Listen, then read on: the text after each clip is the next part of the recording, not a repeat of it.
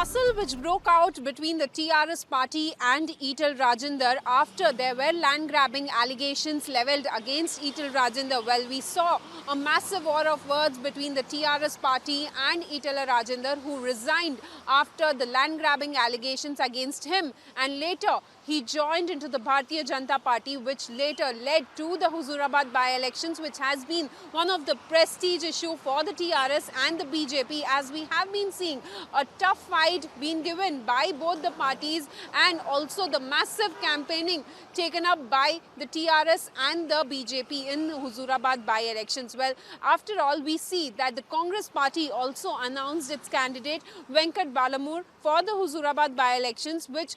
later gave also a tough fight for the campaigning, and also at the same time we see that there were allegations raised by the BJP against the TRS during the campaigning for not working for the people of Telangana in the last 7 years, as TRS has been in the rule, and later also at the same time we see war of words between the TRS and the BJP taking up during the campaigning, which went at a higher peak. And in between, we also saw the Telangana Chief Minister K. Chandrasekhar Rao announcing the Dalit Bandhu scheme, in which it would be giving near about 10 lakh rupees to the SC caste, and also which was launched as a pilot project from the Huzurabad constituency itself. But it also was a backlash for the TRS party, as the Dalit Bandhu scheme, which was launched from the particular area, the TRS lost from that particular area, and BJP took a massive lead in the Huzurabad by-elections. Well, yes, when we talk about the Congress party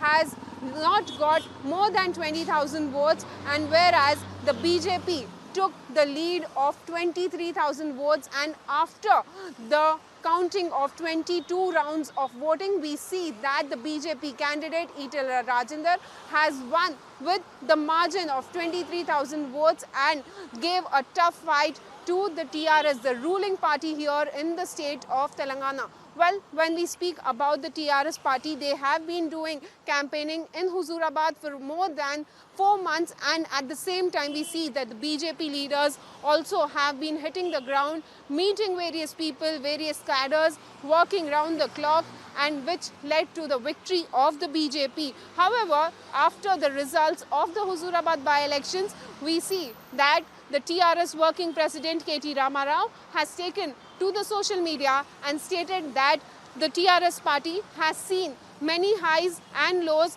and this will definitely not bring down the spirits of the TRS party, and they will upload and continue to work for the people, whereas we see that the BJP is still confident of getting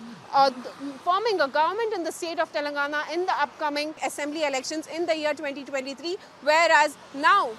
when we speak about the current scenario of the BJP, when we had seen that BJP had alone one MLA, now we see that the BJP will be having 3 MLAs in the Telangana Assembly, with the winning of Etal Rajendar in the Huzurabad by-elections, whereas Huzurabad by-elections has been one of the prestige issue, and Etal Rajendar wins with more than 23,000 votes, giving a tough fight to the TRS party. This is Anari Shah with video journalist Chandra Sena for Republic TV.